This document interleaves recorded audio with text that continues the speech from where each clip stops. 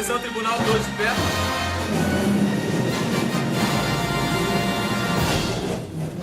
Com isso, iniciamos o caso 329, aquecimento global versus resfriamento da Terra.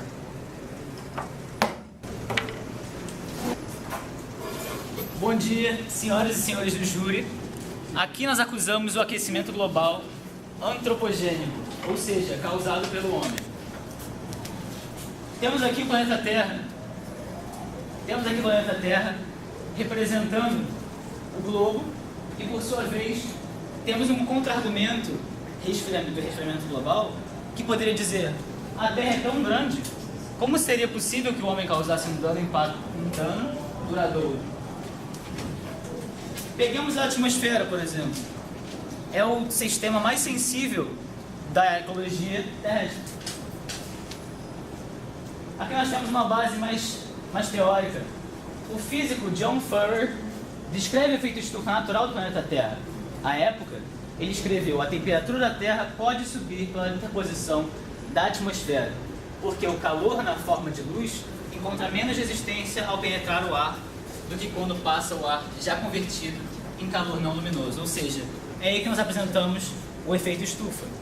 Em seguida, no ano de 1859, o físico irlandês John Tyndall prova que o dióxido de carbono, CO2, o vapor d'água e o ozônio retêm o calor na atmosfera terrestre.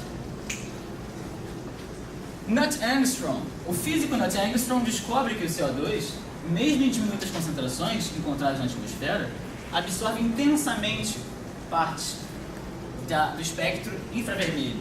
Sem, entretanto, perceber que a importância de sua descoberta, Armstrong mostrou que o gás pode produzir aquecimento através de efeito estufa.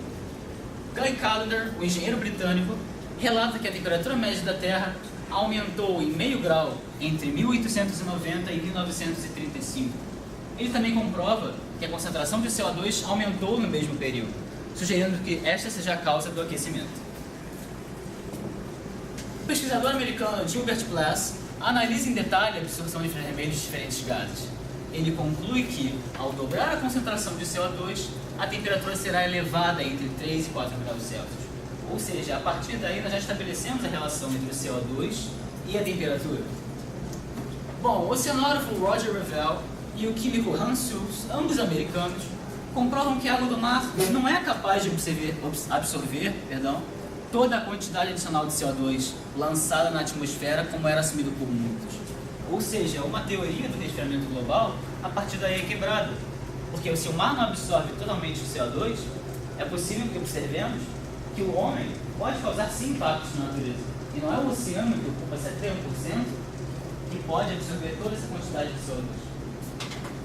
Finalmente temos Charles David Keeling.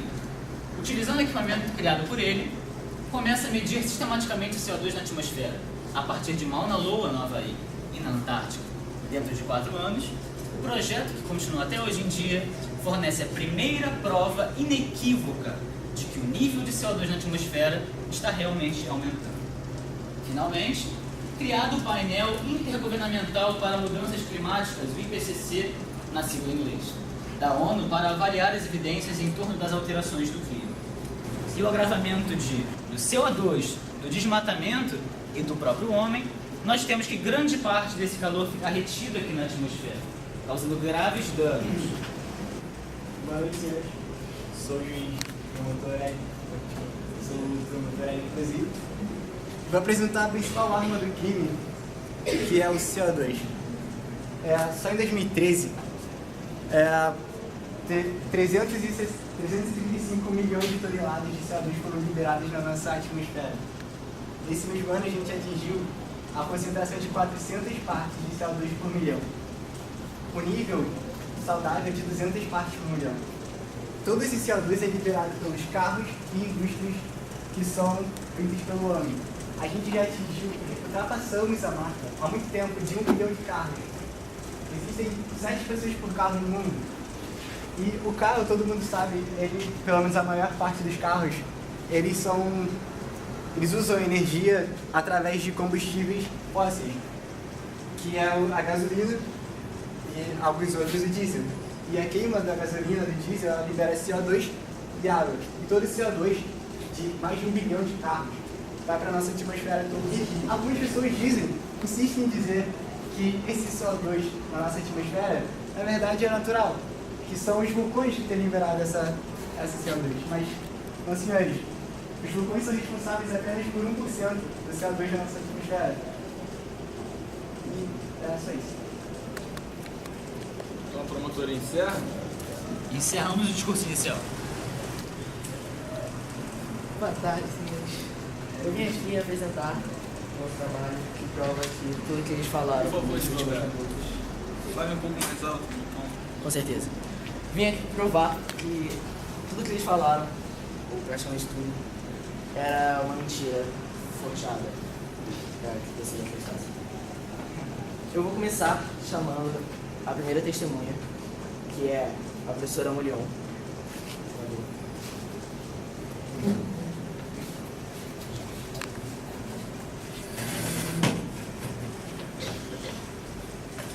Dizem que você é a principal formadora dessa teoria que a gente está aqui tentando provar de que o aquecimento global não existe. Você defende que o homem não tem influência nenhuma em escala global, certo? Certo. Você pode explicar isso pra gente, por favor? Na verdade, o homem tem influência somente em escala local. Ele não consegue, com as queimadas, com os desmatamentos, atingir uma escala global. Só quem tem poder suficiente para isso é a nossa fonte de energia, o Sol e os oceanos, que cobrem cerca de 71% da Terra e neles são retidos a maior parte do calor. Tem outras polêmicas que você diz também. Por exemplo, que a gente passa por períodos, certo? Até ocorre aquecimento, mas que isso não é influenciado pelo homem. Protesto, condução do vídeo. O senhor está conduzindo a testemunha. Adequar por si só. Então, você pode continuar explicando a sua teoria? Então, na verdade, o gás carbônico, por exemplo, como muitos dizem, que o gás carbônico está associado ao calor em si. Um exemplo claro de que isso não é verdade é que entre os anos de 1946 e 1976, logo numa época em que as indústrias bombaram e, consequentemente, a emissão de gases poluentes, como o gás carbônico, na verdade, segundo a teoria do aquecimento global, deveria ter ocorrido um aquecimento, correto? Pois, na verdade, houve um resfriamento do planeta. Protesto especulativo. Quais são seus dados? Nós iremos parar exatamente Ali podemos perceber claramente o resfriamento que aconteceu de 1947 a 1976, como eu tinha dito anteriormente. E logo após, quando todo esse rebuliço já tinha se diminuído, ocorreu um período de aquecimento realmente, mas é assim que a natureza acontece. Não tem explicação porque a culpa é do gás, porque a culpa... Os fenômenos são naturais. A culpa não é nem do homem, nem do gás carbônico, nem do metano. Tanto que depois, o que começou a acontecer a partir do ano de 1998 foi o resfriamento. E onde nós chegaremos com esse resfriamento? Então, logo após esse período que a gente teve frio, o homem não tem tanta influência, certo? Então, por que a gente pensa que o homem tem essa influência durante esses momentos de aquecimento? Bom, praticamente, o homem é destrutivo. Ele queima, ele desmata. Acontece que nós vivemos aqui no centro industrial, onde realmente as temperaturas estão aumentando. A gente percebe isso no nosso dia a dia. Mas nós moramos numa ilha de calor. O que acontece aqui é local, não global. O que acontece é que praticamente o aquecimento aqui está atrelado com asfaltamento. A gente acabou com as zonas de floresta para botar prédio. Então, sim, nós temos certa influência, mas não global, local. Você também fala um pouco da parte do metano, certo? Que dizem que influencia muito no buraco da camada de ozônio, no aquecimento global. Você pode explicar também essa parte? O metano, ele é 21 vezes, ele tem um poder 21 vezes mais forte de reter calor do que o próprio gás carbônico. E se pararmos para raciocinar, o metano deveria estar aumentando enlouquecidamente na atmosfera. Porque com o aumento das cidades, há uma maior produção de lixo, o lixo libera metano, há uma maior produção de alimentos, e os resíduos desses alimentos liberam metano. Enfim, o metano deveria estar aumentando e, consequentemente, o calor retido nele. Acontece que, se analisarmos os últimos 20 anos, na verdade, a quantidade de metano se estabilizou e, exclusivamente nos últimos 10 anos, começou a decair. Então, até quando nós temos influência nisso? Emitir mais ou menos metano, o que modificou? Não modificou. Também tem uma outra parte, que é o final já da sua teoria, que você começa a apresentar mais exemplos para provar que o homem não tem tanta essa escala, utilizando mais a lógica. Você diz um pouco da parte de chuva, derretimento, de gelo na Terra. Você pode falar um pouco sobre isso? Sobre as chuvas. Tecnicamente, se o aquecimento realmente estivesse acontecendo, as chuvas deveriam estar aumentando. E nós realmente temos a impressão de que as chuvas estão aumentando, mas não. Na verdade, essa impressão é causada pela quantidade de catástrofes que vem acontecendo. Isso só acontece porque nós, em escala local, colocamos cimento, asfalto, tiramos a permeabilidade do solo, impossibilitamos a infiltração, começaram a acontecer deslizamentos e, se não fosse tudo isso, se ainda tivesse tudo uma grande floresta, nós veríamos que a quantidade de chuva continua a mesma, ao contrário, até decair. Agora, sobre o gelo, sobre o derretimento do gelo. Na verdade, o gelo que teria sido derretido é o gelo do Ártico, que realmente houve um derretimento. Mas a causa disso não foi o calor por causa do gás carbônico ou do metano, ou por... Na verdade, foi culpa da Lua, do ciclo lunar. O que acontece é que o ciclo lunar, ele afeta os mares. E com isso, o movimento mais acelerado dos mares gerou um pouco de calor excessivo. E esse calor começou a derreter as geleiras do Ártico. Mas isso não muda nada no nível dos oceanos. Agora, se você parar para analisar lá no Antártico, o contrário aconteceu. Houve um resfriamento se você parar para analisar as outras épocas interglaciais que já tivemos no planeta. E além disso, o gelo da Antártica se tornou cada vez mais espesso. Obrigada. Eu encerro com a testemunha e eu chamei ela para mostrar todo esse início da ciência que está acontecendo. Como o homem não tem influência na escala normal e como o planeta tem períodos onde se resfria e se aquece. Espero que tenha começado a aflorar na cabeça de vocês essa dúvida. Então, promotoria, algo mais a declarar? Chamo agora o pesquisador Caio Soares. Bom dia, senhor Caio. O que o senhor tem a dizer sobre essa figura que simboliza os níveis de CO2 e a sua irregularidade? Bom, primeiramente eu sou meu nome é Caio Soares, eu sou um pesquisador cientista que faço perfurações na Antártica. E com essas perfurações eu consigo achar amostras do gelo, onde essas amostras contêm a atmosfera do gelo quando a neve caiu, e os níveis de CO2 também é possível fazer. Essa imagem mostra como o nível de CO2 ele vai aumentando e diminuindo, para vocês perceberem, ao longo do ano. Porém, se você pegar o início dele e o final, vocês vão perceber que ele está aumentando gradativamente.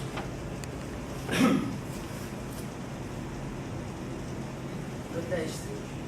O gráfico não tem números, não fala de... Foi dito que era uma figura apenas ilustrativa, sem fins estatísticos. Como você pode provar que aquilo é um fato? Aquilo não era um fato, era só para ilustrar e o júri ter isso na mente. Agora começaram os gráficos e as estatísticas. Obrigado. No hemisfério norte, vocês podem ver que as terras são muito maiores no hemisfério norte que no hemisfério sul. Ou seja, também tem muito mais plantas no hemisfério norte.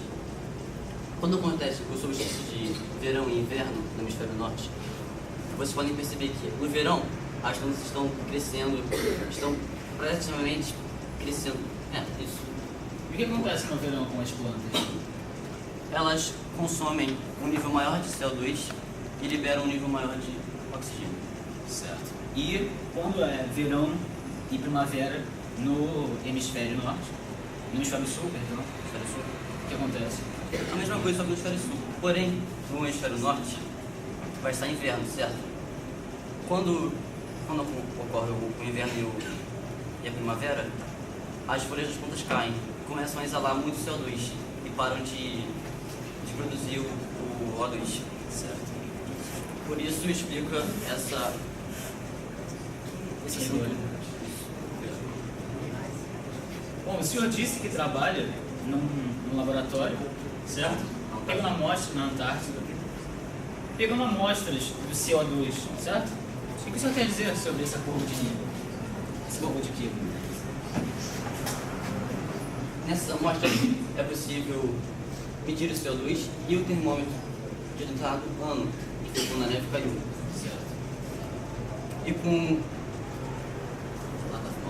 E é visivelmente, a olho nu, perceber que antes do acordo, o nível de CO2 estava crescendo muito. E depois desse acordo começou a diminuir. O acordo de Kyoto, ele vem com a ideia de reduzir a emissão de CO2, que é a causa maior do aquecimento global. Sugestão. Qual seria a grande influência das árvores nesse processo? Se as cianobactérias são... Meritíssimo, a defesa não tem oportunidade de responder as perguntas nem perguntar a testemunho, não nesse momento. Objeção negada. E o que seria esse termômetro, senhor Caio? Bom, esse é o termômetro que eu tinha falado quando eu estudo as amostras. Fique à vontade.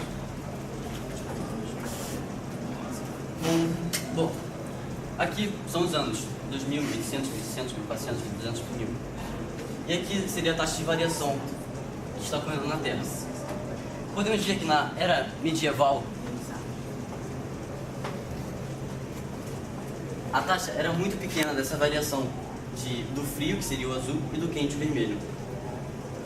E conforme vai passando os tempos, acontece sim um resfriamento em 1100 até 1800, mas depois dessa época começa a haver um aquecimento, muito grande. Como eu ia dizendo, era gigantesca os oceanos congelados e como ele vai se desfazendo conforme passa o tempo. Certo, mas o derretimento, já foi falado isso, o derretimento ele causaria um aumento do nível do mar, pelo menos o derretimento ártico? O Ártico não, porque é um oceano congelado, então isso não muda nada. Certo, e no caso da Antártida? No caso da Antártica, sim, pois lá a Terra existia sobre a Terra o gelo. Muito obrigado, senhor. Acaba minhas perguntas. Então, eu tem alguma questão? Eu tenho uma questão. Eu gostaria de saber qual é a grande influência das árvores nesse processo. Da qual? Das árvores nesse processo, que o senhor disse do verão e tal. Se são as cianobactérias que consomem a maior parte de CO2 e produzem a maior parte de CO2. Protesto. No discurso inicial, o senhor Caio não disse nada sobre cianobactérias. Objeção Ele está aprovada. Por inferindo. favor, senhor advogado, reformule a sua questão. Então, assim, qual seria a grande influência das árvores nesse processo, que o senhor disse, se não são elas que produzem a maior parte do oxigênio e nem consomem a maior parte? As árvores, como eu tinha dito anteriormente, elas não são muito influenciadoras no gás carbônico, como no gráfico anterior. As árvores, elas só são responsáveis por essa alteração daqui, como ela sobe, desce, sobe, desce, sobe, desce. Mas não pelo crescimento muito. Ela só faz isso. Seriam mudanças tão acentuadas, né? Que são tão influenciadoras nisso? Não são tão acentuadas assim. São pequenas, mas ao longo do tempo elas vão tomando mais assim. Defensoria, por favor. Com certeza. Eu agora gostaria de chamar a próxima testemunha. Ele é um parente de um viking colonizador da Groenlândia. Um momentinho. Um quê? Um parente de um viking colonizador da Groenlândia. Eu poderia explicar. Gostaria. Boa tarde a todos. Eu nasci na Groenlândia, na cidade de Tula, fica no norte. Eu venho de uma geração de vikings dinamarqueses que descobriram a Groenlândia e a América do Norte, como podemos ver aí. a cidade de Thule está mais ao norte ainda. E hoje eu sou um historiador de toda a minha árvore genealógica e da história da Groenlândia e da América do Norte sobre as navegações vikings. Esse é meu doutorado. Mas você pode explicar pra gente como foi essa colonização? Os vikings começaram a sair da Noruega, Suécia e Dinamarca, ali no norte da Europa, para quem não sabe. Eles saíram nos anos 900, 800 mais ou menos.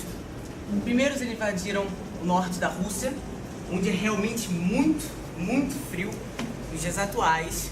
Mas naquela época há uns relatos que não eram tanto assim acentuados. E eles também foram para a Groenlândia e para a América do Norte, como vocês podem ver. Naquele tempo, nas sagas nórdicas, sagas são poemas épicos feitos pelos próprios vikings, falando de suas viagens. Eles diziam que a Groenlândia era uma terra muito fértil, bastante fértil, eles conseguiam plantar muitas coisas, tanto no norte, na cidade de Thule, não sei se dá pra ver. Passou aí ainda. Tá, é mais no norte ainda, onde tem uma base aérea hoje, americana. Naquela época, ela não congelava no inverno, não tinha geada, nem nenhum gelo que hoje é pra gente gelo. Naquela época eles podiam plantar. Assim como na América do Norte, no Canadá, onde havia assentamentos vikings também, mas com o decorrer do crescente gelo, nas próprias sagas dinamarquesas, os vikings foram extintos, praticamente, da América do Norte, que chegaram em 1100 e pouco, antes de Colombo. Então, você está dizendo que vocês colonizaram uma área que hoje em dia é praticamente só gelo. Os parentescos. Como isso seria possível de... Eu gostaria de fazer essa pergunta também, que é o Júlio, deixa lá.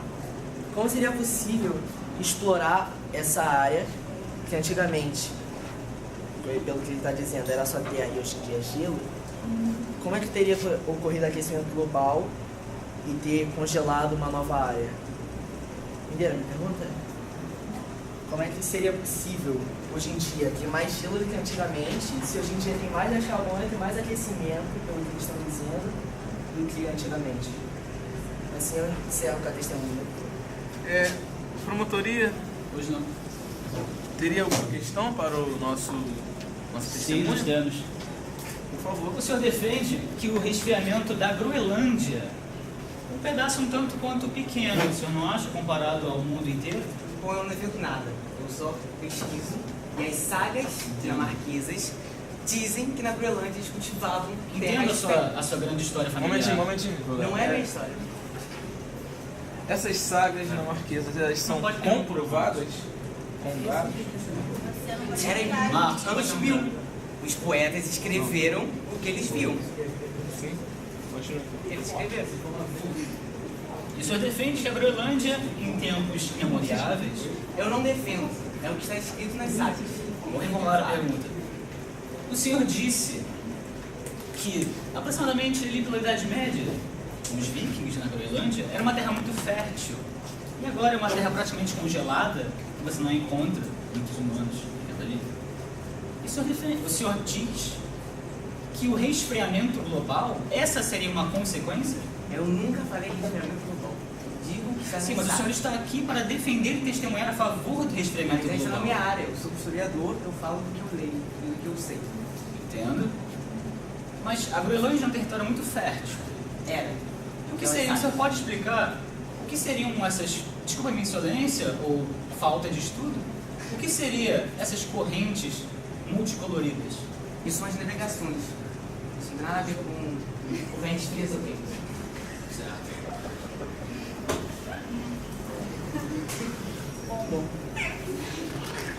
Bom, o senhor como historiador, Por favor, o senhor não testemunha. Mantenha teria... a seriedade. Decoro. O senhor também é advogado? Bom, o senhor, então, como estritamente historiador, não tem dados científicos, por exemplo, gráficos comprovados do que o senhor está dizendo?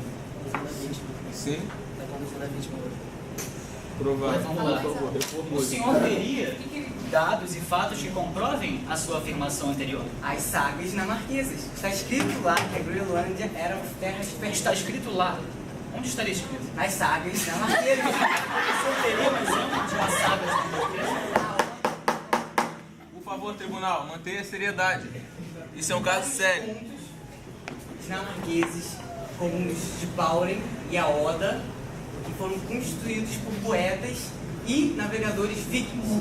Certo. Então o senhor está se baseando em poetas e historiadores vikings que nem sequer teriam fatos comprovados.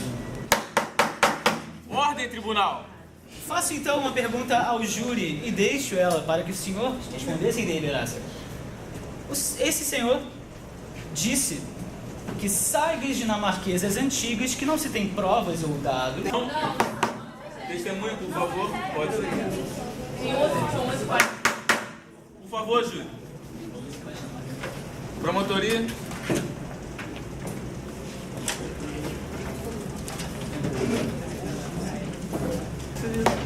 Eu gostaria de chamar agora a testemunha, o senhor fazendeiro José.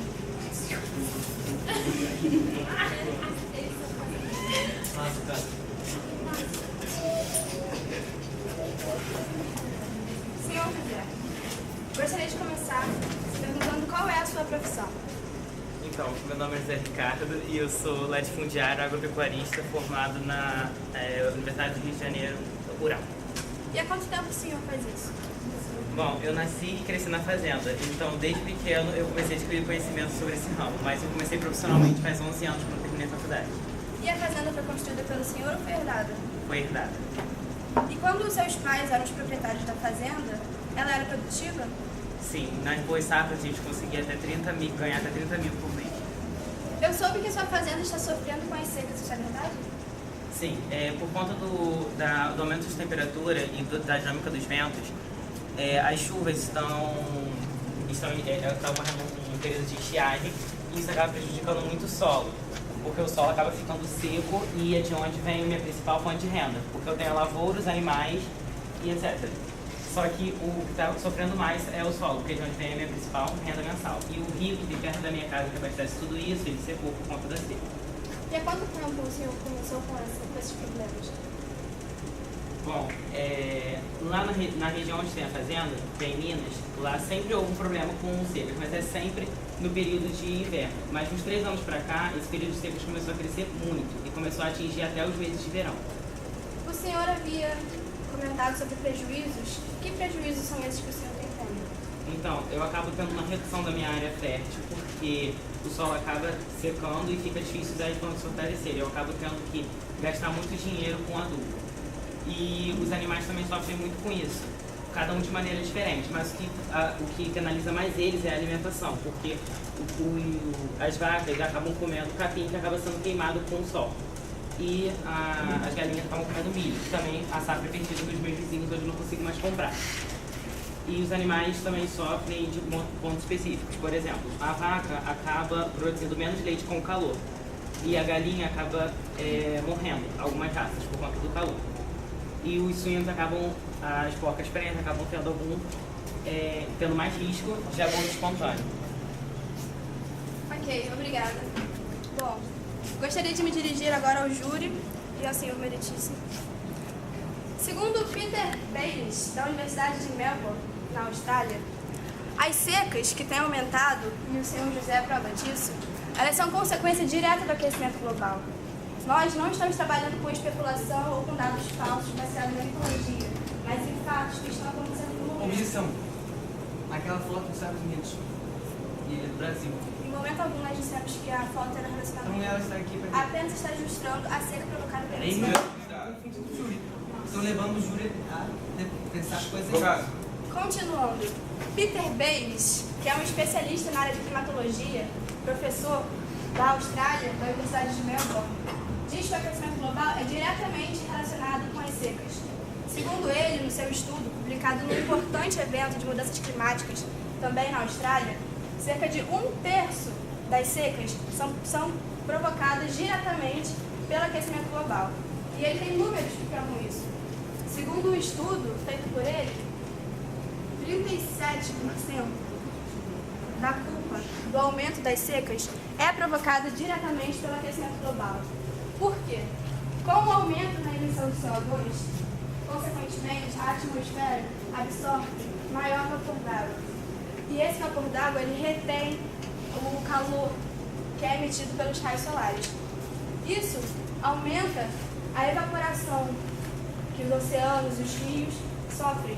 Com esse aumento na evaporação, acaba que a água que está nos rios, que está nos oceanos, está secando cada vez mais rápido.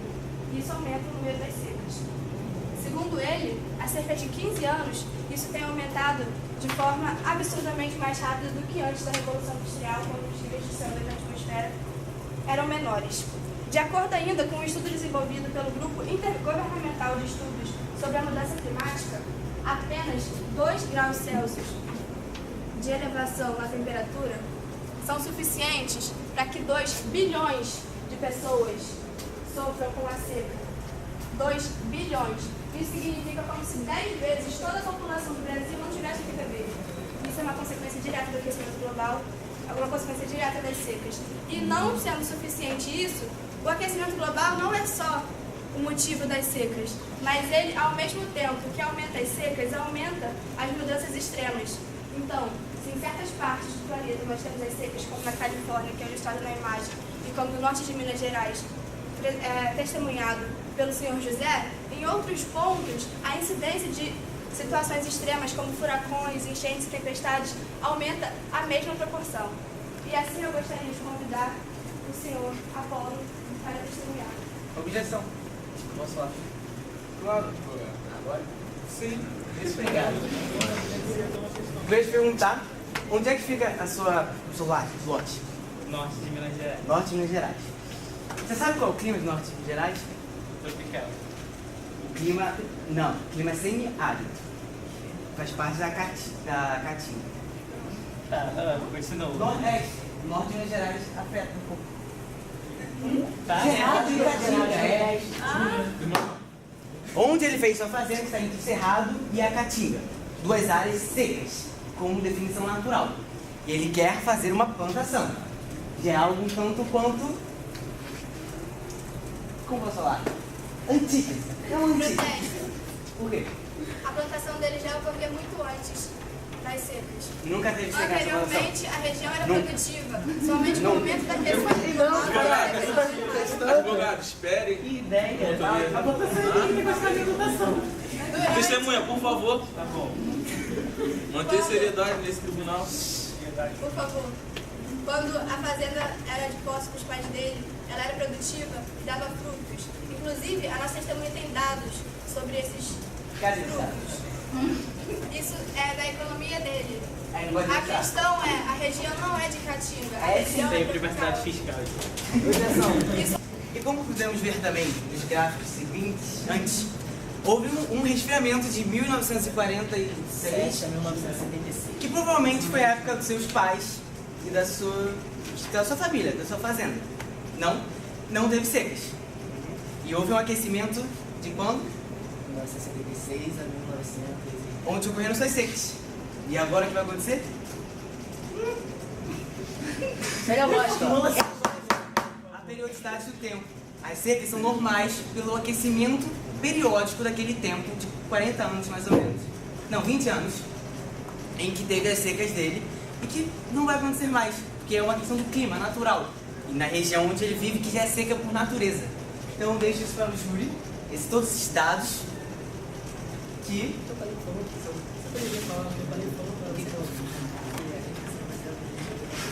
E estamos baseando os dados em um dado que não vou mostrar aqui. As sagas dinamarquesas vocês podem procurar na internet e vão achar todo. Advogado, essa não é a nossa questão, por favor. Mas não a dele esquenta. não foi comprovada, ninguém sabe. Não tem na internet. Essa questão a perguntar ao senhor José Ricardo? Não? Disseram que não. Então, por favor, volte para o seu lugar. Então, por favor, defensoria. Eu agora gostaria de chamar a nossa testemunha. Você pode se apresentar ao júri, por favor? apresentar o Juras. Bom, sou o professor Love, sei. E sou cientista. Você tinha afirmações bastante intensas sobre o aquecimento global, né? Você pode falar um pouco sobre isso? Bom, eu gostaria de constar que naquela época tive medo de como o clima se apresentava. A temperatura esquentava bastante. E assustado, eu acabei liberando dados que eu não tinha certeza. E no ano 2000, o clima me surpreendeu, brincou comigo na verdade, de forma estonteantemente louca.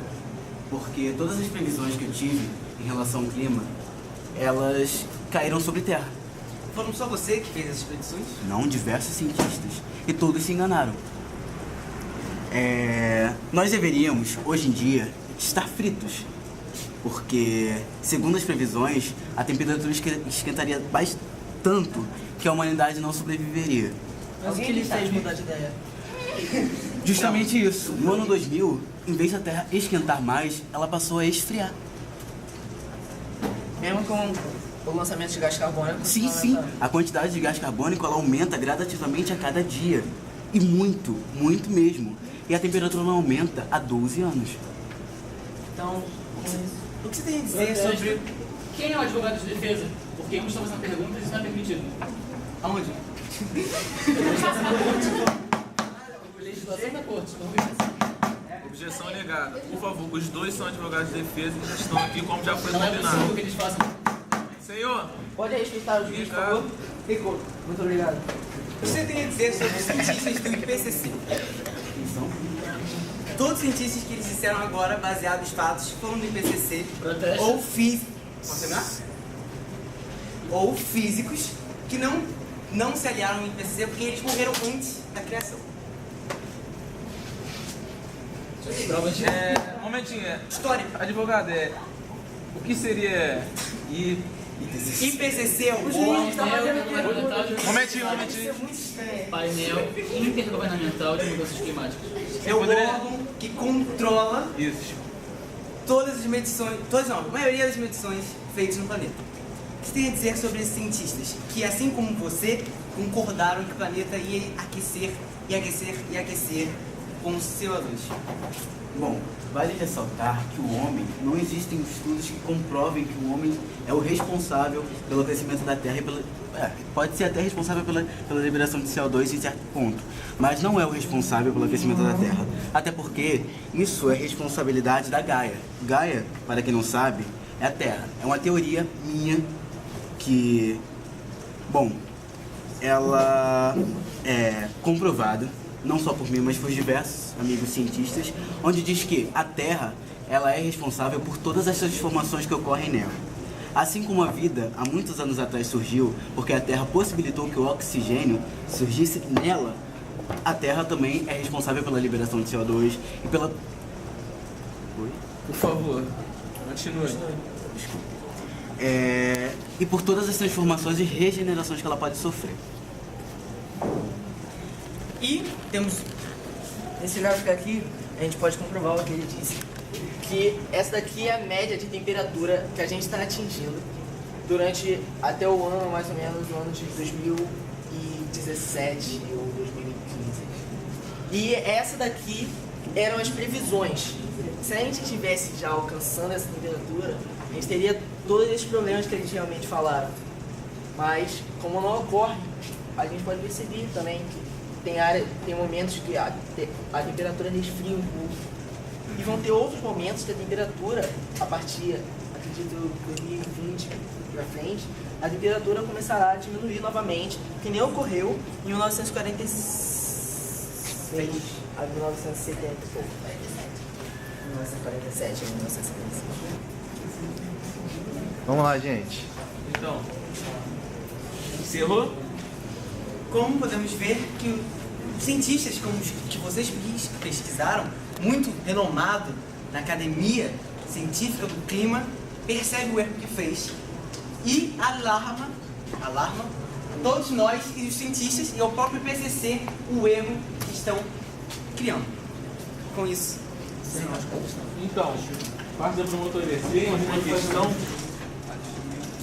Sinta-se à vontade. Primeiramente, bom dia. Sou o promotor Breno e gostaria de fazer algumas perguntas ao senhor relacionado à relação do CO2, como você disse, que não possui nenhuma relação com a temperatura média da Terra. Certo? Eu gostaria de saber se você diz que a cada dia nós aumentamos a produção de CO2 e a temperatura acabou despencando, como é que você explica os ciclos que a Terra vem passando e os estudos, como já foi dado aqui, sobre relação ao gelo que era observado, que a quantidade de CO2 era grande e a temperatura acompanhava esse ciclo. Como você me explica isso? Teria o gráfico que mostra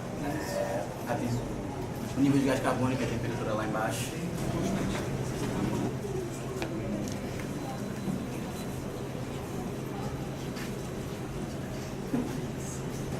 Sim, nós temos um pequeno período, né, de observação, mas quando nós pegamos grandes períodos, nós podemos ver uma linha em que está totalmente ligado o gás carbônico com a temperatura.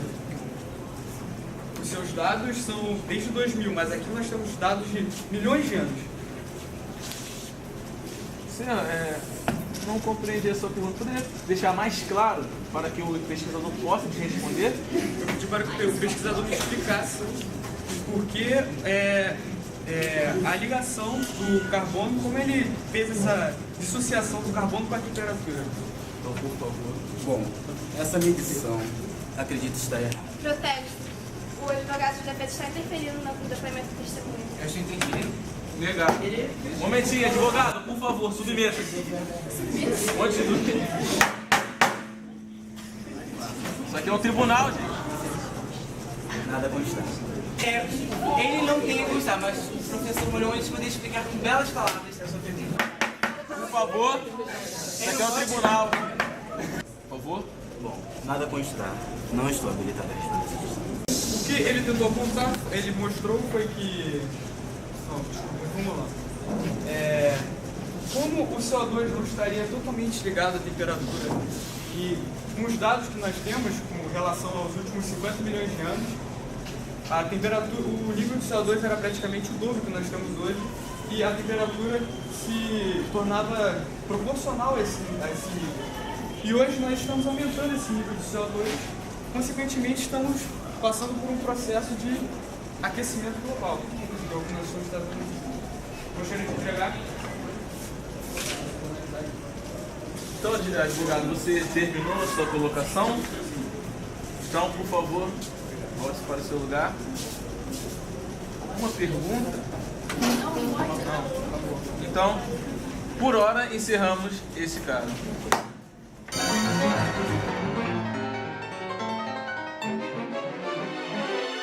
Tribunal, dois de pé.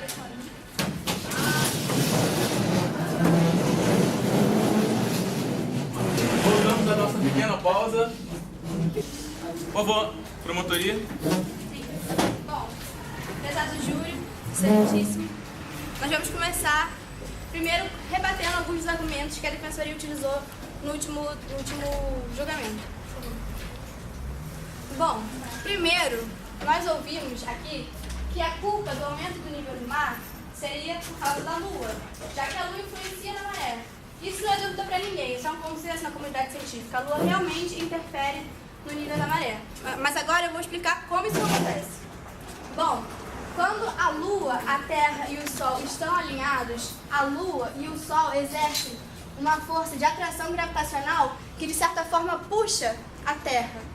Isso faz com que a maré aumente nesses lados e fique baixa dos outros lados. Isso é perfeitamente natural e acontece desde que o mundo é o mundo. Porém, com o aumento do nível do mar, necessariamente deveria ter acontecido algo anormal no funcionamento das marés. Pode passar, por favor. Segundo a lógica, quando a Terra, o Sol e a Lua estão alinhados assim, a maré fica alta. Quando eles formam um ângulo de 90 graus, com a Lua aqui, o Sol aqui e a Terra aqui, a maré baixa. Então, tecnicamente, a maré mais alta aconteceria quando ocorre um eclipse. E para que a força de atração gravitacional que puxa essa água e aumenta a maré tenha aumentado de uma hora para outra, a Lua deveria estar seguindo para mais perto da Terra. No entanto, não é isso que está acontecendo. O satélite da Terra está atualmente 18 vezes mais longe do que quando se formou há 4,5 bilhões de anos. Uma pesquisadora que utiliza os dados da Apollo, o foguete que foi enviado para a Lua e emite dados de volta para a Terra, mostra que a Lua se afasta da Terra 3,78 centímetros por ano. Ou seja, não há explicação para a maré estar aumentando graças à Lua. Porque se a Lua está se afastando da Terra, a atração gravitacional entre a Lua e a Terra diminui e, portanto, o fenômeno das marés também diminui. Portanto, o aumento do nível do mar não é culpa da ação das marés. E por que ele não é culpa da ação das marés? Porque ele é causado pelo aquecimento global, que aumenta a temperatura dos oceanos, derrete o gelo e aumenta o mar. Pode passar, por favor. Outra coisa que foi ouvida é a explicação das sagas nórdicas sobre o degelo. No entanto, de acordo com o dicionário da Wikipédia, na literatura, o termo saga... Por favor, seriedade. O termo saga refere-se a histórias narradas em prosa, originárias especialmente na Islândia medieval, assim como de outros países nórdicos. Estas sagas, geralmente anônimas, ou seja, quem narra não tem nenhum compromisso, já que normalmente não tem seu nome lembrado, misturam aspectos históricos com mitologia e religião. Prezado júri, creio eu que mitologia e religião não devem ser consideradas como prova num debate como esse. E outra coisa, a área da Groenlândia, de acordo com a regra 3 simples, corresponde a 4,25% da Terra. E o aquecimento global, ele não pode ser geral. Ele tem pontos mais fortes e pontos mais fracos. Portanto, você pegar a Groenlândia, que é 4,25% da Terra, não pode ser considerado como argumento. Pode passar, por favor. Outra coisa que foi ouvido é que os nossos gráficos de aumento da temperatura, de CO2 e de metano, eles foram feitos em cidades, onde tem muitos prédios, onde tem asfalto, e, portanto, a culpa do calor seria das ilhas de calor. Só que as ilhas de calor são um problema local, e o aquecimento global é mundial. Então, tecnicamente, a temperatura do oceano deveria estar diminuindo de acordo com o resfriamento e as cidades aumentando graças à ilha de calor e não ao aquecimento global. No entanto, de acordo com esse gráfico, ainda que a temperatura do oceano, que está em vermelho, seja menor do que a da Terra, ela continua subindo. Mesmo que ela suba com uma velocidade, com uma temperatura menor, ela continua subindo.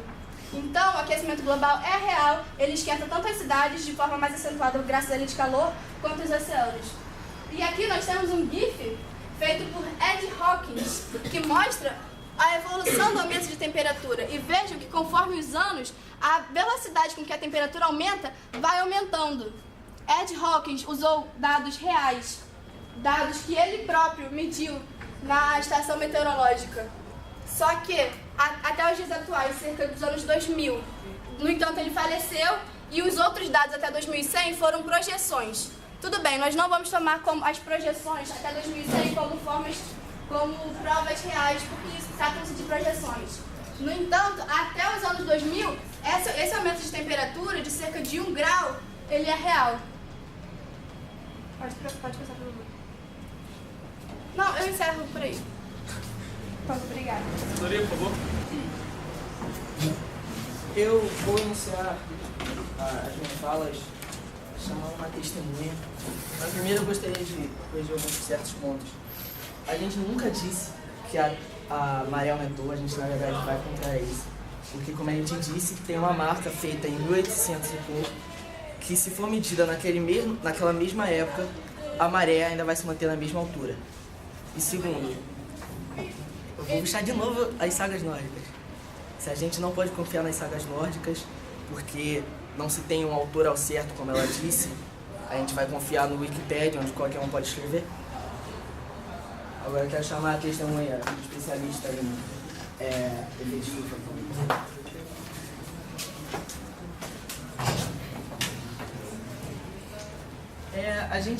Eu li um pouco sobre essa tese e vi que você estudou durante muitos anos, certo? Certo. Você pode explicar então, por favor, tudo que você estudou e como isso vai contrária à maioria científica? Certamente. Primeiramente, Por você ter estudado bastante tempo, por você já é bem claro e rápido, para que não fique longo. Tá.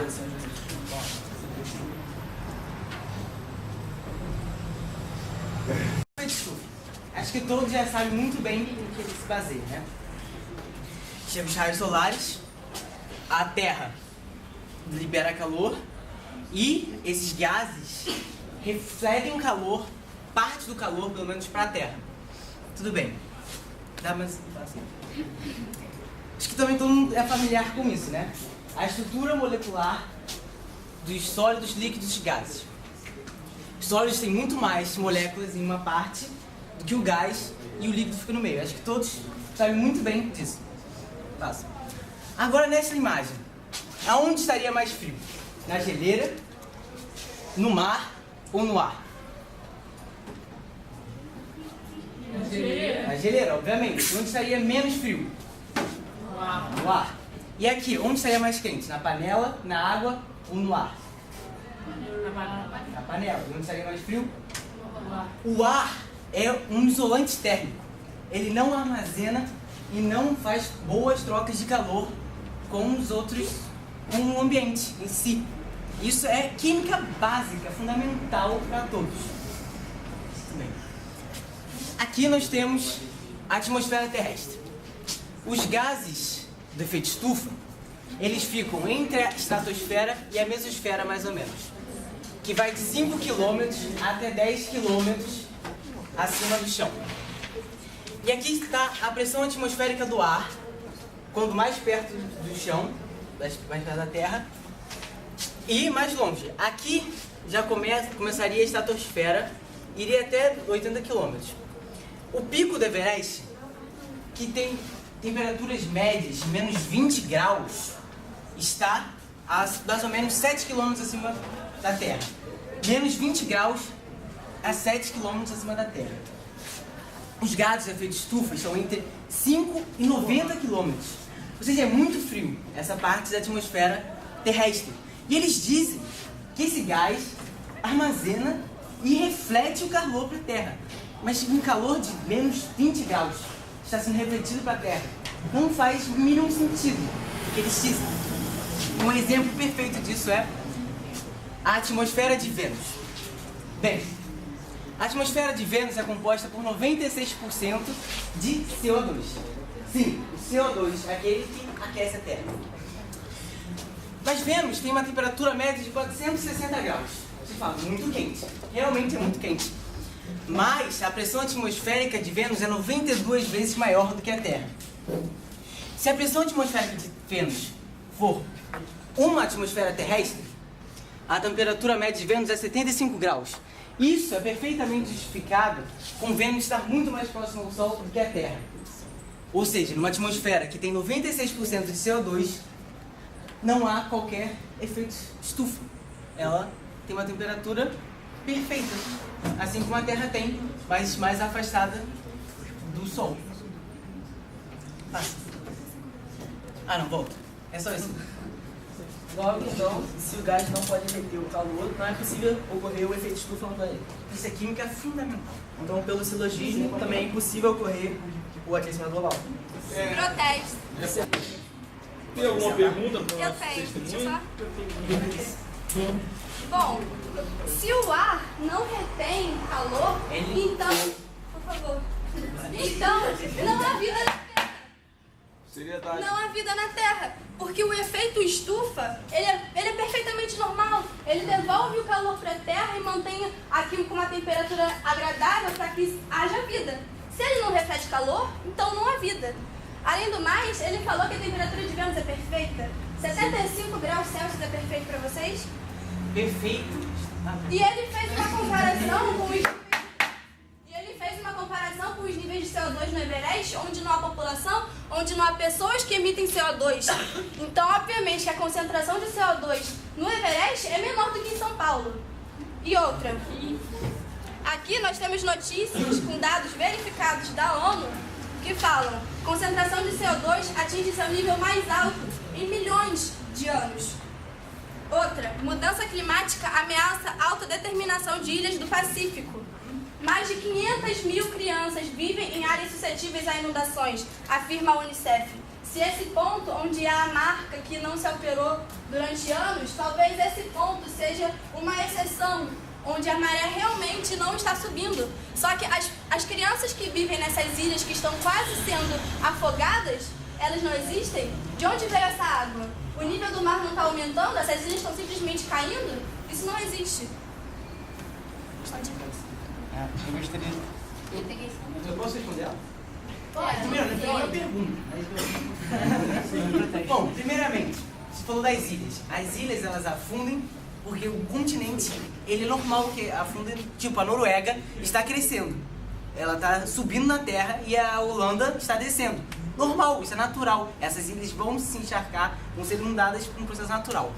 E segundo, Vênus tem uma temperatura de 75 graus. Você fala que é muito maior do que a Terra. Sim, é muito maior. Mas Vênus está muito mais perto do Sol. É plenamente A justificável. temperatura de Vênus... Protesto. Não. A temperatura de Vênus, ela não é aumentada porque ela está mais perto do Sol. Ela é aumentada por causa da densidade de Vênus, que é diferente da Terra. Sim. Sim. Exatamente. Mas se tiver uma pressão atmosférica, uma atmosfera da Terra em Vênus, ela teria 75 graus. Isso não é perfeitamente habitável. É óbvio que não, porque ela está mais perto do Sol. Mas ela não está quente porque está mais perto do Sol. Mercúrio não é mais quente que Vênus, ainda que esteja Porque a mais pressão perto do Sol. atmosférica É por causa da densidade. Está se igualando. Você está falando a mesma coisa que eu, você... Por favor, por favor. Por favor, uma pessoa colocando. Eu pergunto mais uma vez porque você disse que é normal as ilhas subirem e diminuírem. Você disse que tinha um país aí que estava aumentando a altura dele. Mas, se eu não me engano, os países, os continentes que estão aumentando sua altura, digamos assim, é por conta de atividades vulcânicas que vão depositando magma cada vez mais alto e, enfim, você entendeu? E essas ilhas que estão se afogando no Pacífico, é no Pacífico? Sim. Essas ilhas que estão se afogando, elas não estão se afogando por conta de atividades vulcânicas no terremoto. É simplesmente por conta do nível do mar que está aumentando. A Terra não está se movendo naquela parte. A ilha, ela foi um vulcão. Ela cresceu, esse vulcão parou, não tem mais, esse mar vai voltar e ela vai voltar. Mas a atividade vulcânica parou há bilhões de anos. Você faz Então, ideia de ela está quanto tempo- afundando. Você faz ideia de quanto tempo demora para uma montanha de quase 1 quilômetro mais ou menos de altura diminuir para zero? Ou menos Milhões de anos. Exatamente. Não fazem milhões de anos que elas estão desaparecendo. Deixa ele terminar a colocação para você poder... Se demora milhões de anos para acontecer o processo de erosão e a montanha ficar abaixo do nível do mar, por que isso está acontecendo só agora? Não é erosão, é atividade vulcânica. Ela não tem mais atividade vulcânica e é natural que o mar suba, porque ela estava já embaixo da... Essa atividade vulcânica parou há bilhões de anos, porque só agora eles estão afundando. Ela está afundando milhões de Por favor, Fernando, pode se sentar.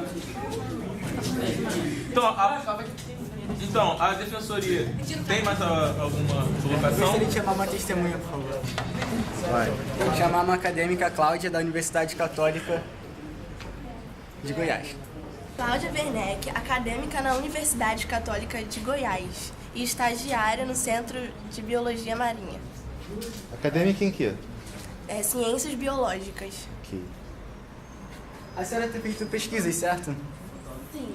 A senhora pode dizer essas pesquisas? Sim, as minhas pesquisas. E elas são relacionadas? Sim, elas estão relacionadas sobre o aumento de temperatura nos oceanos e a extinção das algas marinhas. É verdade que o nível a temperatura dos oceanos tem aumentado? Sim, é verdade. Tem acontecido alguma coisa com os nutrientes dessa água? Sim, a disponibilidade de nutrientes estão sendo diminuídas. E isso acarreta alguma coisa para as algas? Sim, as algas marinhas, elas precisam de nutrientes, elas se alimentam de nutrientes para poder sobreviver. Se elas não sobrevivem nesses nutrientes, elas acabam não se reproduzindo e aí acaba tendo a extinção. Senhora Cláudia, é correto dizer que essas algas, assim como as árvores, produzem oxigênio e também absorvem parte do CO2? Sim. Então, segundo a pesquisa dela, algas estão morrendo porque a temperatura está aumentando do mar e junto diminui a quantidade de nutrientes. Se as algas estão morrendo, que fazem parte desse processo de recolhimento do CO2 da atmosfera, Se elas estão morrendo, isso significa que tem menos agentes para diminuir a quantidade de CO2 no oxigênio. Logo, já que a temperatura está diretamente ligada ao CO2, por conta desse aquecimento na água, do aquecimento da água, a temperatura da Terra tende a aumentar cada vez mais por conta desse gás que não está sendo absorvido por quem deveria que agora está morrendo. Eu gostaria de terminar por aqui e deixar essa... Vai. A defensoria tem alguma pergunta à testemunha? Eu tenho a primeira. Você pode... Eu vou falar primeiro, depois ele. Você poderia, por favor, nos apresentar esses dados? Alguma comparação, alguma... Eu tenho um documento ali, que é de uma pesquisa. Então, por favor, fique à vontade. Vai lá pegar. É, de lá. Não, só primeiro, só...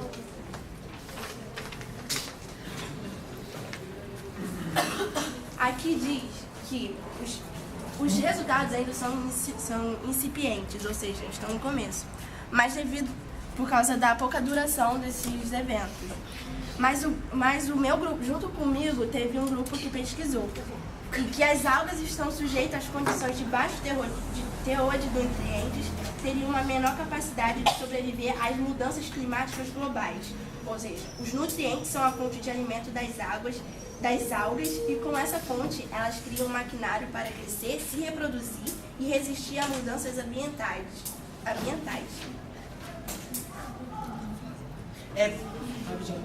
Então, podemos perceber que ela, na verdade, não confirmou nenhum dos dados, só que as algas precisam de nutrientes e que há mudança climática. Tem alteração de acidificação nas águas. O que é acidificação? Olha, aqui diz que teve uma redução no pH de 0,6 unidades. Mas o que é acidificação? Qual é a acidez que dá... Mas o que é acidificação? Elas precisam de ácido. Elas não precisam de ácido, está tendo a redução. Aí ela diminui a sobrevivência para elas. Então, podemos perceber que ela não confirmou nenhum dado dele. Ela só disse que algas precisam de nutrientes, que há mudança climática e que há mudança na acidificação, não tendo ligação com a temperatura. O que isso acarretaria uma maior quantidade de CO2, que a gente diz que não tem ligação com as mudanças climáticas globais. Então pode haver a maior quantidade de CO2, mas não precisa necessariamente ter essa ligação, que é o que a gente está defendendo. Então, boa defensoria. Bom, eu gostaria de chamar a representante do governo indiano. Por favor, mantenha a seriedade.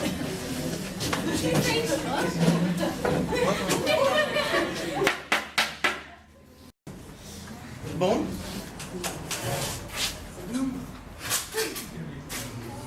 então, bom, a senhorita poderia explicar esse gráfico para o júri? Bom, esse gráfico aqui mostra a quebra de bancos no governo mundial. Desde o século século XX e o início do XXI. E aqui, uma quebra de banco bem no período da ECO 92 e do Protocolo de Kyoto, que foram prevenções para a mudança climática, que seria o perigo da humanidade. Eu gostaria que a senhorita explicasse qual a relação que teria a ECO 92 e o Protocolo de Kyoto com essa quebra dos bancos e de crises no mercado financeiro mundial. Incrível. Na ECO 92, os países desenvolvidos que se reuniram, eles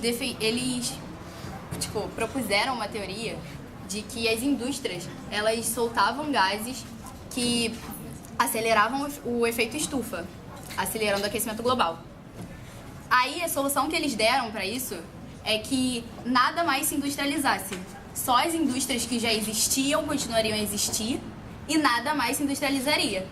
Assim, os países emergentes e os subdesenvolvidos, eles continuariam pobres e dependentes dos países que já eram desenvolvidos e ricos.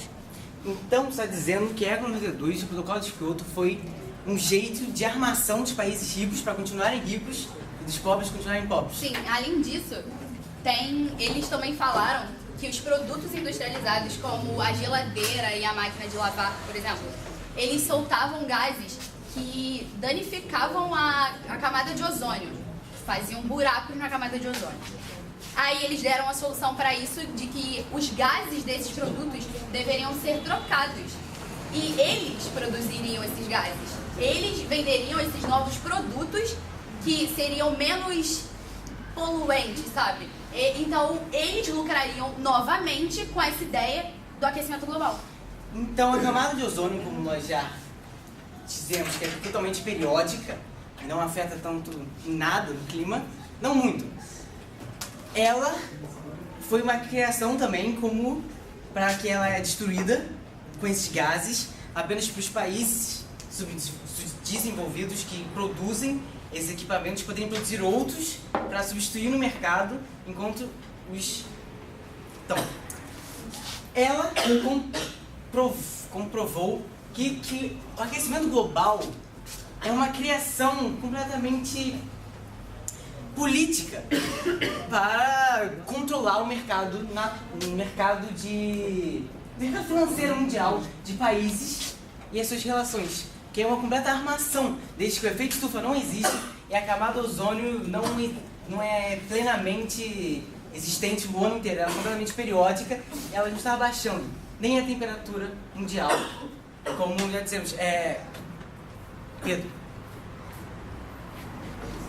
essa é uma reportagem também de várias outras que teve já da climatologia britânica, que fraudou dados para o aquecimento global, sendo financiada pelo governo britânico. E além dessa reportagem que informa da NOAA americana, que também fraudou dados no Tratado de Paris, que foi em 2015. Ou seja, já é uma armação há muito tempo. Pedro, passa aqui. E aqui nós podemos ver dados da NASA, que seria plenamente prestigiosa. Em 2001, em 1880, a temperatura está em -1. Em 1880 está -1. O mesmo gráfico feito pela NASA em 2016 diz que a temperatura em 1880 estava -4. Não faz o mínimo sentido. E em 2000 ela estaria já a +8. E ali está a +5. A própria NASA deu um tiro no pé com esses gráficos e todo o histórico já de fraudações de dados há 20 anos desde a criação desse aquecimento global. E com isso, eu termino. Alguma pergunta para a testemunha, da parte da promotoria? Sim. Algum então? Bom, então essa relação do aquecimento global é apenas uma questão econômica, não é? Não. Para os países desenvolvidos. Não sob só controle. isso. Além de, eles inventaram isso e uma estratégia para eles lucrarem com isso. Certo. Estamos falando de estratégias de lucro, certo? Então aqui eu apresento um documento do senhor Philip A. Cooney, responsável pela política ambiental estadunidense do governo de George Bush. Ele foi acusado de editar memorandos científicos da EPA, Agência de Proteção Ambiental, para minimizar o consenso científico sobre mudanças climáticas. Alguns dias mais tarde de renunciar, curiosamente, ele foi trabalhar para a ExxonMobil, uma grande empresa de petróleo. Ou seja, nós temos essa relação de uma pessoa que tinha uma responsabilidade gigante ambiental, que deletou alguns dos memorandos do EPA. Aqui estava escrito, em português, tradução livre: o aquecimento também causará reduções nos glaciares de montanha, acelerará o tempo de derretimento dos picos de neve das montanhas nas regiões polares, e por aí vai. Ele simplesmente teve a liberdade de riscar esses documentos, como se tivesse total propriedade sobre esse documento e sobre a própria agência ambiental. Eu acho curioso essa relação da economia e da noção de que os países desenvolvidos teriam inventado o aquecimento global sobre os subdesenvolvidos. Porque seria muito confortável, não é mesmo, para os países desenvolvidos criarem uma mentira: o aquecimento global não existe. Ele existe, mas é só uma questão política e econômica. Porque eles lucram bilhões de dólares com essa indústria de petróleo. E assim encerra o meu discurso. Então, por favor, promotoria, fique à vontade. Primeiro eu vou começar com a apresentação. Bom, ainda que pareça irônico, a causa número 1 de emissão dos gases de efeito que intensificam o efeito estufa está na pecuária. Mesmo todos os carros, todos os aviões, todos os ônibus, todos os meios de transporte, todas as indústrias que emitem CO2 não são párias para a pecuária. Simplesmente porque as vacas, durante a sua digestão, elas liberam 23% do metano. Não, elas liberam 28% de metano, o gás que contribui em 23% do efeito estufa e é 21 vezes mais danoso do que o CO2. Bom, o número de bois e vacas no país é cada vez maior que a população humana, segundo dados divulgados em 2004. Vamos considerar que de 2004 até 2017 esses dados subiram drasticamente. Pelo Instituto Brasileiro de Geografia e Estatística. Creio eu que vocês não podem afrontar o IBGE assim como vocês afrontam o IPCC. Um instituto que é mundialmente famoso, recebeu o prêmio Nobel em 2007 e vocês tratam os dados do IPCC como se eles não fossem válidos. Mas continuando. O rebanho bovino chegou a 195 milhões de cabeças em 2003, ultrapassando de longe a população estimada para aquele ano de 179 milhões de pessoas. Só no Brasil, onde o gado bovino é imenso, a quantidade de metano gerada no nosso país é 90% por causa da pecuária intensiva. Pode passar, por favor. Aqui são os dados que os ruminantes, que é a classe das vacas, elas emitem 28% do metano produzido no mundo. Pode passar. Isso é a fonte do IPCC. Eu gostaria de chamar agora a nossa testemunha. O fazendeiro José. Bom, eu soube que o senhor expandiu seus negócios para os Estados Unidos, isso é verdade? Sim, eu virei fazendeiro industrial, mas eu larguei a pecuária e virei vegetariano. Eu larguei a pecuária e virei vegetariano. Uma semana. Por favor, se essa não for uma informação... Posso falar? Válida? Mas senhor, pode repetir a sua resposta, por favor? Eu virei fazendeiro industrial e larguei a pecuária. Objeção. Sim. Ele estava sofrendo com secas, estava sem dinheiro e como em uma semana ele virou um fazendeiro industrial, largou a pecuária e foi para os Estados Unidos. Eu posso responder? Não, eu preferi Não foi. Um momentinho. Gostaria que o próprio fazendeiro José pudesse responder a pergunta do advogado de defesa, por favor. Eu sou o fazendeiro José 2, senão eu tava José. Muito obrigada. Personagens. Agora faz sentido. Agora o professor vai ter que editar. Bom, então tá bom. Continue. Continuando. O senhor trabalhou com a pecuária intensiva. E o senhor concorda, hoje em dia, com as atitudes que ocorrem dentro da pecuária intensiva? Bom, hoje em dia eu não concordo porque eu entendo que não são coisas sustentáveis e que causam mal tanto para o ser humano quanto para os animais. E os seus companheiros, antigos companheiros, na verdade, né, seus ex-colegas de trabalho, o que eles acham da sua mudança? Eles não aprovam, obviamente, porque eles só querem saber do lucro. E o fato de a gente tratar os animais como objetos é uma fonte de lucro muito alta. Entendo. E o senhor concorda que a emissão de metano das vacas pode ser uma das causas do aquecimento global? Sim. Objeção, ele é fazendeiro, ele não tem dados. Ele não pode confirmar isso. O senhor pode nos dizer quantos anos o senhor trabalhou? Aprovado. Por favor, pessoal do júri, desconsidere essa última fala do fazendeiro José. O senhor trabalhou quantos anos na pecuária? Eu trabalhei 20 anos. Bom, eu creio que uma pessoa que trabalhou 20 anos na pecuária intensiva tenha alguma autoridade quanto ao como funciona a digestão das vacas e dos seus animais, porque se não fosse assim, ele não saberia como comprar ração e teria um prejuízo enorme. Então, quando o fazendeiro diz que a quantidade de metano liberada pelas vacas pode ser a causa de alguma das causas do aquecimento global, ele tem um pouco de autoridade quanto a isso. Mas ele não pode afirmar isso por ser um achismo. Por isso que pode ser uma das causas. Aqui não tem pode. Continuando. A defensoria nos disse que não existe o aquecimento, que na verdade a quantidade de metano não pode ser uma das causas do aquecimento global. O que o senhor acha disso? Então, eu acho que a emissão de metano pode ser uma das causas do aquecimento global. Objeção. Ele não é cientista. Ok. Ele tá falando por falar. Continuando. Um argumento da defensoria foi que os interesses políticos estavam acima da realidade do clima da Terra. Ou seja, os países desenvolvidos inventaram o aquecimento global para que os subdesenvolvidos não desenvolvessem indústria. No entanto, se nós formos comparar o lucro gerado com a pecuária, ele é muito grande.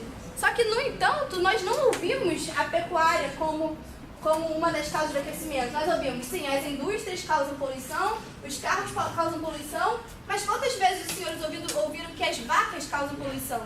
Praticamente nenhuma. Encerrando o meu raciocínio, a pecuária ela gera um alto lucro na economia mundial. Então, de um lado nós temos os países que teoricamente os países desenvolvidos que teoricamente estariam inventando aquecimento para lucrar mais e proibir os subdesenvolvidos de se desenvolverem. E a teoria contra o aquecimento não leva em conta a pecuária, porque isso interferiria na economia. Então nós temos dois polos de poder. Nós temos a invenção do aquecimento que protegeria os países desenvolvidos e essa manipulação do aquecimento dizendo que ele não existe só para proteger a pecuária. Então é tudo troca de poder.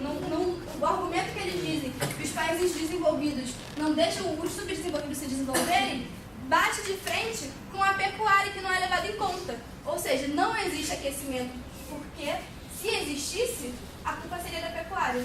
Então, deveria ter uma redução do lucro e assim fica uma briga de poder. Eu encerro assim hoje. Por favor, defensoria, tem alguma pergunta Por favor, defensoria, tem alguma pergunta ao fazendeiro José? Eu gostaria de falar, assim como a promotoria. A promotora falou. Sim, por favor. Seja bem rápido. Nós já vimos e comprovamos cientificamente que o efeito estufa não existe. Como é que na mesosfera, menos 20 graus, como é que ele troca calor? Não existe efeito estufa. Todos os gases que se baseiam, eles não afetam nada. Sim. Se não existisse efeito de estufa, não haveria vida na Terra. Haveria. Como? O efeito estufa. Proteste novamente. Você tem algum dado que possa comprovar o que você está falando? A vida na Terra? Não, por favor, um dado? Não. Algum? Então, por favor, fique em silêncio.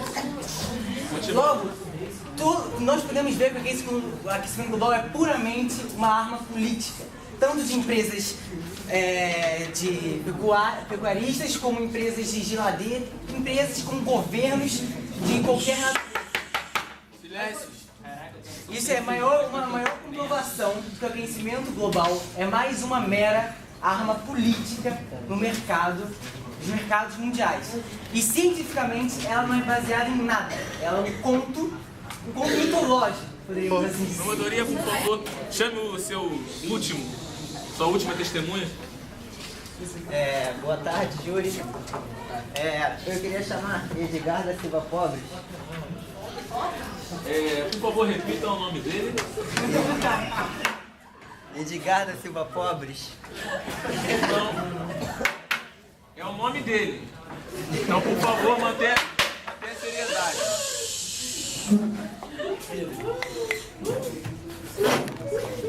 Bom dia, júri. Eu sou um fotógrafo e pesquisador que tem um especial interesse particular sobre os glaciares. Boa tarde. Boa tarde. Pode me falar sobre sua profissão? Bom, eu sou um fotógrafo e pesquisador que tem um particular interesse sobre o derretimento dos glaciares. Você tem alguma prova? Pois não, eu tenho uma galeria de fotos aqui, se você me permite. Claro. Estou ocupado. Claro. Aqui nós temos o glaciar Rhone. Aqui um cartão postal de 1806. Pode passar, por favor. 1870, perdão. E aqui de 2006. Pode passar mais uma vez. Bom, seguindo. Isso aqui na Suíça. Passando. Mais uma vez. Bom, esse aqui é o glaciar Pastoury nos Andes, aqui no Peru, mostrando em 2001, em 2007, em 2009, sempre um gelo decrescente em especial nessa montanha daqui. É visível aos olhos. Passa, perdão. Aqui temos o Kilimanjaro, na Tanzânia, em 1970. Aqui em 2005. E agora, mais recentemente, em 2017. Pode passar. Mais uma vez. Aqui temos o Adamello Mandron glaciar na Itália. Pode passar. E aqui em 2003. A data anterior foi... Volta. 1880, perdão. Pode passar. Passa. Aí. Glaciar AX010 no Nepal, próximo à China, no ano de 1978. Pode passar. E aqui no ano de 2004. Esse glaciar apresenta um especial problema, porque 40% da população tinha água abastecida desse glaciar. E como ele está secando e diminuindo, nós temos esse problema gigantesco de abastecimento. Passa, por favor. Mais um. Aqui temos no Alasca, no ano de 1914 e 2004. Visivelmente tínhamos uma área grande de gelo, mostrada em branco, e agora nós só temos água.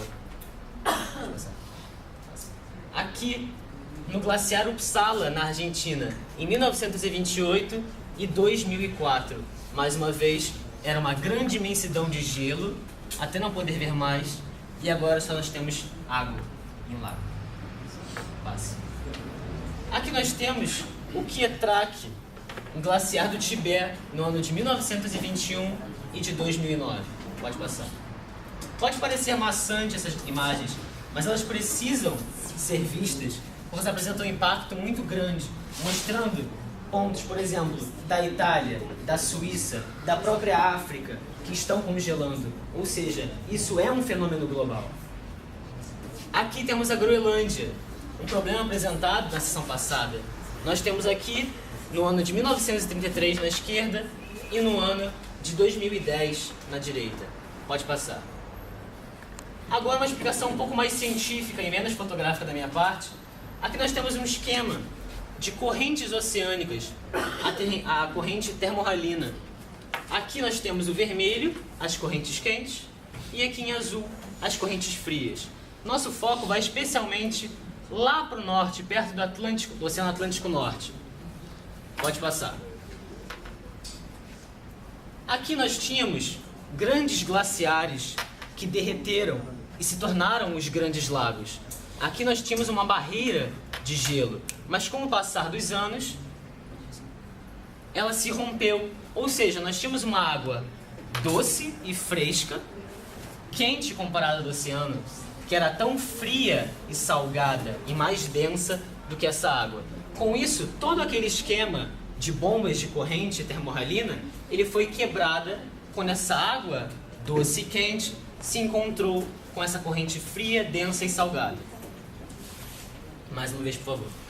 Causando a quebra dessa bomba, nós tivemos uma idade de gelo, afetando também não só a Europa, como a própria Groenlândia, Islândia e aqui as ilhas mais da norte, da América do Norte. Pode passar. Mais uma vez. Bom, nós temos que nas sagas dinamarquesas foi dito que a Groenlândia era um território fértil e propício. Contudo, aqui temos em mãos uma saga dinamarquesa, citando o protagonista dessa saga como Leif, filho de Erik o Vermelho. E aqui nós temos que, num dado momento da história, conhecendo essa introdução, vamos viajar com Leif Erikson para Vinland, junto aos 35 homens que acompanharam. Para encurtar o nosso tempo, ele diz aqui a parte onde mais nos interessa. seguindo a informação dada por seu amigo Bjorn, chegou a 2 ilhas, as quais têm os seguintes nomes: Helluland, terra pedregosa, e Markland, terra de bosques. Finalmente haviam encontrado uma terra fértil, com um bom clima. Ou seja, eles saíram da Groenlândia para buscar terras mais férteis com um melhor clima. E continuando, onde os invernos já não significariam a interrupção da vida cotidiana e com abundante caça e pesca. Era um lugar perfeito para iniciar uma colônia. Outro elemento valioso eram as numerosas e variadas árvores, inexistentes na Groenlândia, onde não havia bosques. Ou seja, as próprias sagas afirmam que a Groenlândia não era um território tão fértil e tão propício para que se fizesse uma colônia. Seguindo, nós dizemos aqui que teve uma mudança radical de temperatura pela aquele quebra dos glaciares da América do Norte, encontrando com as águas frias e densas, vindo ali próximo à Groenlândia. O que causou cheias sucessivas, alterações na agricultura, fome, deslocamento de populações e outros problemas decorrentes do aquecimento global.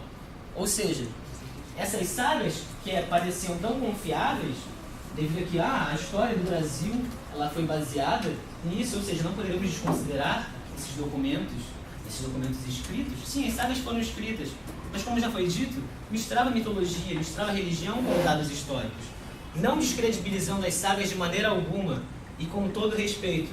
Mas ela fala aqui... Por favor, seja mais objetivo. Eu estava finalizando aqui. Ele fala com veemência de que eles buscavam um lugar perfeito para iniciar uma colônia. Isso partindo da própria Groenlândia. Ou seja, é inferido que a Groenlândia não era um lugar propício. Eles saíram da Groenlândia para Helluland e Markland. Suponho que o Sr. Júlio não é obrigado a saber onde fica. Será que o senhor advogado poderia apresentar ao Júlio essa foto? Mostrando de que essas terras elas não ficariam tão próximas à Groenlândia assim. Por isso eles saíram da Groenlândia para buscar terras mais férteis e mais propícias para uma colônia. E assim encerro meu testemunho. Professor, tem alguma pergunta para nossa testemunha? Temos colocações.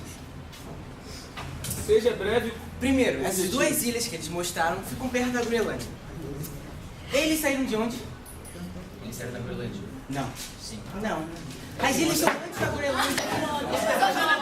Ele diz que eles saíram da própria Groenlândia e foram ao sul. Não haveria sentido sair da Groenlândia para o sul, porque eles saíram da Noruega e da Suécia e foram para a Groenlândia, onde existe assentamentos vikings até hoje. Lá existe um museu que você pode entrar e ver a colonização viking desde 800 até 1500, mais ou menos. Há quantos assentamentos vikings? Há 2 assentamentos no ano 800. Até 1500 tiveram colônias de até 5.000, mais ou menos, habitantes e foram para a América do Norte também. O que ele falou apenas foi concordando com a gente. Ele estava berrando que nós estávamos certos com a saga e toda a história viking na Groenlândia. E a... Gente, ok? Defensoria também. Gente, ok?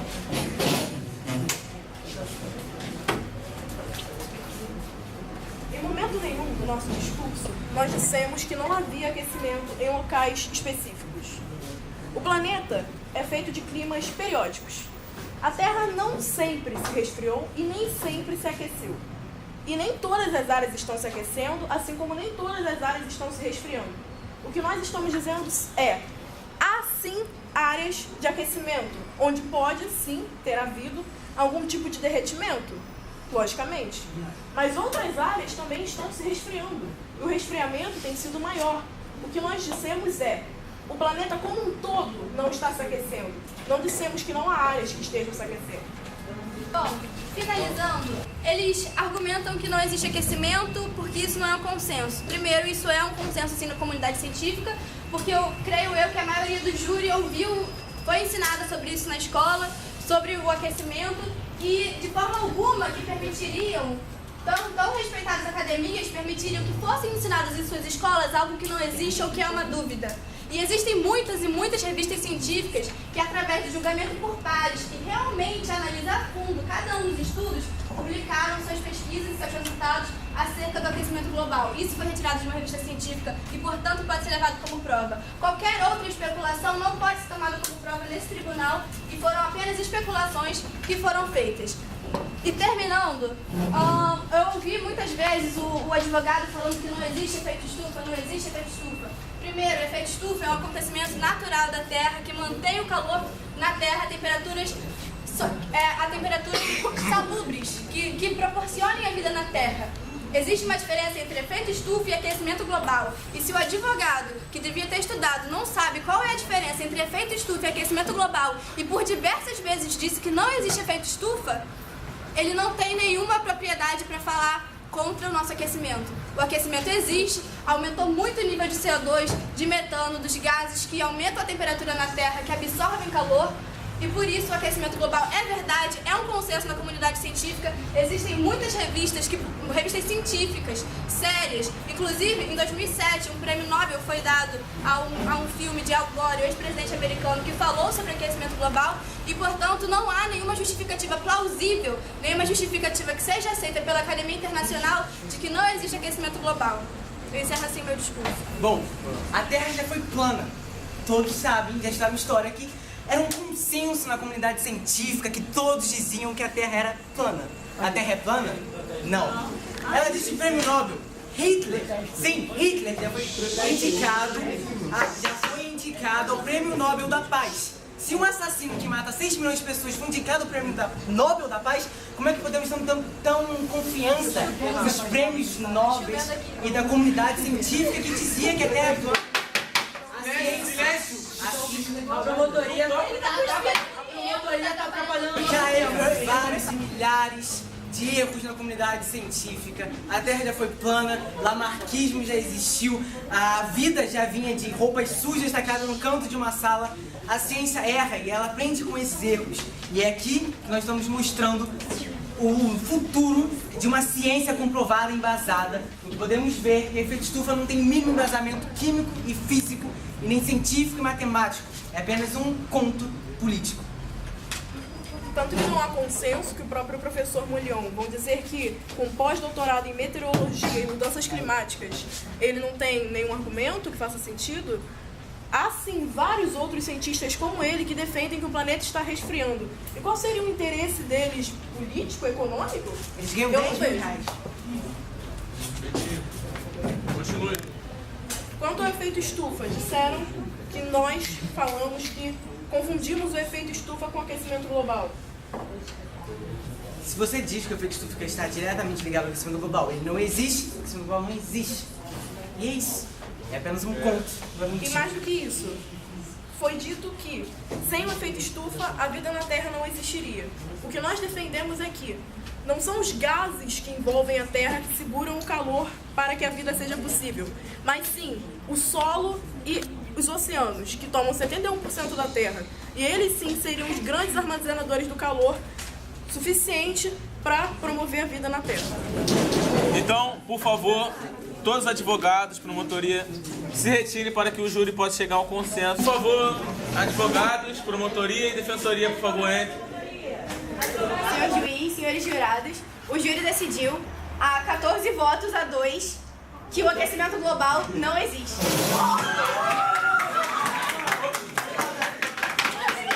Então, eu declaro o réu inocente. E se esse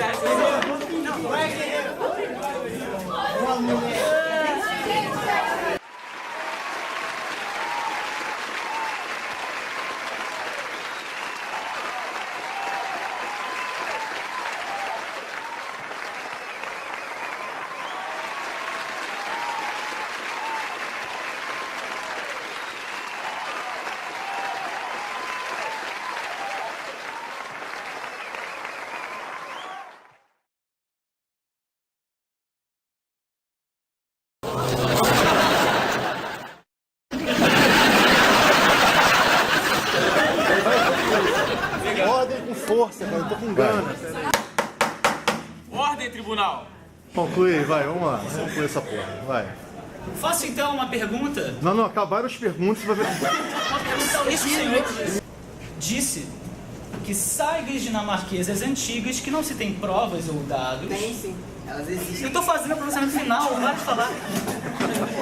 Agora tem que ficar quieto. Na moral, você disse isso, saigas dinamarquesas. Elas existem. Vamos lá. Vamos lá. Ordem!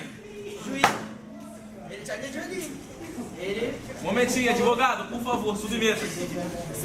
Continue. Isso aqui é um tribunal, gente. Esse é meu caderno.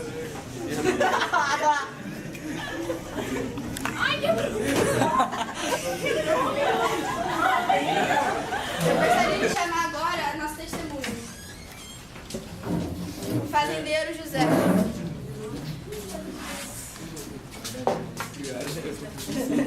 Maluco, eu não tô aguentando esse cheiro de vômito aqui dentro, não. Amei a pecuária e direito vegetariano. Uma semana. Por favor, se essa não for uma informação... Posso falar? Foi dela. Válida, por favor, não faça. A pergunta foi dela. Por que você tá falando comigo? Não, você falou que você é vegetariano. Por favor, testemunha José 2, por favor, volte para o seu lugar. Caraca, eu tenho sensibilidade no ouvido. Para de bater isso no meu lado. Foi bom, Não foi bom porque teve gente alegando que não existe, mas existe. Uma coisa não é. Esse é o nosso papel. Teve gente alegando que existe, mas Júlia, o que você achou do trabalho? eu gostei muito do trabalho. Foi muito interessante. Foi muito interessante pesquisar, a gente debater. Eu gostei bastante. Já tinha feito alguma coisa assim? Não, desse tipo não. Foi legal defender uma coisa que não existe?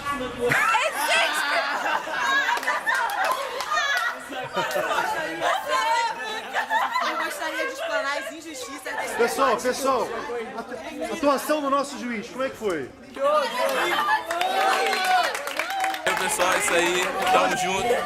Até a próxima. Aqui é um assunto que não tem muito a ver, não tem como saber qual é o certo, o que não existe e o que não existe. Mas é uma experiência totalmente nova, então eu gostei da experiência. Gostei do trabalho. A gente aprende com os erros e tanto com os acertos. Tanto com os erros e acertos.